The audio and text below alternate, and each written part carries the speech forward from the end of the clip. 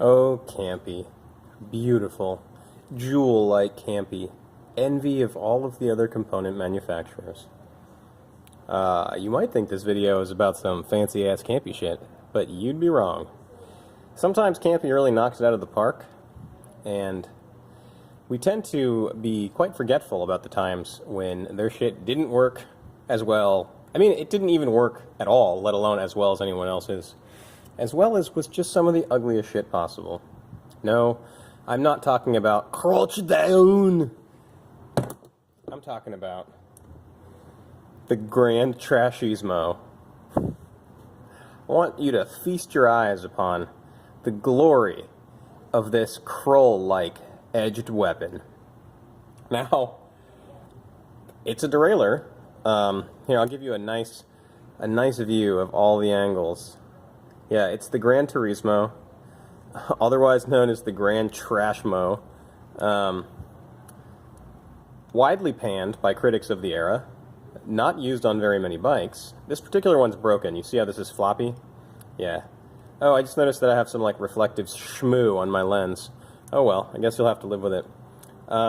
So, early 70s. Campy tries their hand at a viable sort of alpine touring derailleur. You know, something that could have fairly low gearing. And what do they release? The Cambio Gran Turismo Campagnolo. So, where to begin? Number one, this giant swooping blade apparently tended to sort of get really, really close to the freewheel, and you would have really insane spacing between your pulley wheel and the teeth of your freewheel, causing your shifts to be very iffy and slow. The spring is just lever-shatteringly tough to pull. One quick note, which is kind of interesting, is that most of the Campy derailleurs from this era, and actually beyond this era, they don't have a sprung pivot here. So, and you might be thinking, hey motherfucker, this one doesn't have a sprung pivot either. Well, it's because this one's broken. I actually took it apart to see if I could get it to work. Do you see how this area here is keyed? Well, there was meant to be sort of a key in this claw derailleur adapter, and it broke off.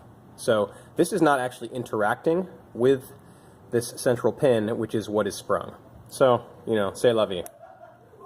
And the hilarity doesn't stop there. So, number one, the range that this was designed for, it would go 13 through 36 in the rear. 13 through 36. Now, I just got an 1136 cassette on one of my bikes recently. 36, it's not super common. So, you know, bravo. 1971, you want to rock some crazy mountain, well, you could, you know, if this would shift, which it didn't really, you would be able to shift up to a 36-tooth rear cog. Weird side note is that it seems that there's this misconception that these were designed to be one by. And if they were, that would be just fucking awesome, because right now, in 2018, I say that a lot, 2018, what am I, Justin Trudeau? Anyway, in the current year, one bys with 1136s are all the norm. So, however, I mean, I don't blame people. We've seen bikes come in with these set up as doubles, and I don't know what the maximum capacity of them is. They seem to have like 38 tooth and 50 something in the front, so you know it has enough chain wrap to do like a 1334, 1336, and in the front it could do maybe like a 3852 or something. I don't know the actual numbers on it. It seems to have come on quite a few bikes in this configuration. So you'd have the derailleur, you'd have your crazy-ass freewheel, and then you'd have a single-sided down-tube shifter. And also, I have to say, I can't imagine shifting this goddamn thing with just a normal, you know, 1 3/4 inch down-tube shifter. The spring tension in this is It is so strong. I mean, it's unreasonably strong. And it's also incredibly heavy. If you've ever fucked with Campy Valentino, or, I don't know, whatever the other one was called, Razzo Rizzo, whatever their cheap derailleurs were, they're all made of stamped sheet metal, stamped steel like this that's then chromed. This thing is a frickin' anchor. I mean, really, you could brain somebody with this. You could sharpen the edge and use it for like a halberd or something. So, I know you've already seen this. The eagle-eyed among you have already read the name of the accessory you could buy to help you shift this. But, should this be too short? Should this have too little leverage to actually be usable to you? You could go and order yourself Comando Elefante. Just feast your eyes on that. Commando Elefante. The elephant control. Although I am imagining, actually, like a mutated manimal of Arnold Schwarzenegger with, like, thick, leathery gray hide and a big trunk. Yeah. Just look at it. It's like a muscle car gear shifter. Shit is off the fucking chainring. Still, I mean, as crazy as this is, and this, yes, would have been mounted to your down tube, just like this one. I can actually see this working a lot better. I don't know what's inside of this enormous, crazy... I mean, let's talk diameters here. So, judging by this, that's probably about a 1-inch diameter clamp. So, you have like a 6-inch drum on the side of your bike. And no, I've never seen one of these in person. It might be actually smaller, but just looking at the illustration, I'm guessing this is like a 5 to 6-inch diameter drum.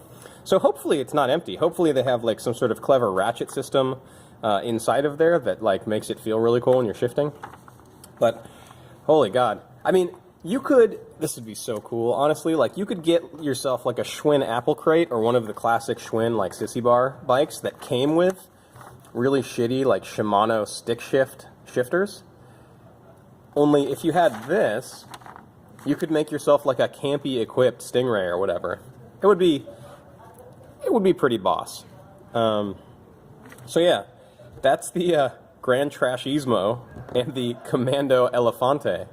I'm just doing a bunch of little quick one-off videos tonight. It's the day before the 4th of July, and I am obliterated. I'm going on vacation soon. It's not good. I mean, vacation is not vacation ever. Like, vacation is, like, full of obligation. Like, to me, vacation is like a fucking pool boy is serving me, like, a mixed drink on the side of a beach cabana, right? Not that that's ever happened, but that's what I think of when I think of a vacation. My vacations tend to be, like, dealing with family bullshit, running around hectically, and, like, altogether wearing my helmet and having a tough time for about a week and a half. So, wish me luck. But yeah, I mean, just look at it. Look at the fucking size of her. Just look at the motherfucking size of her, lads.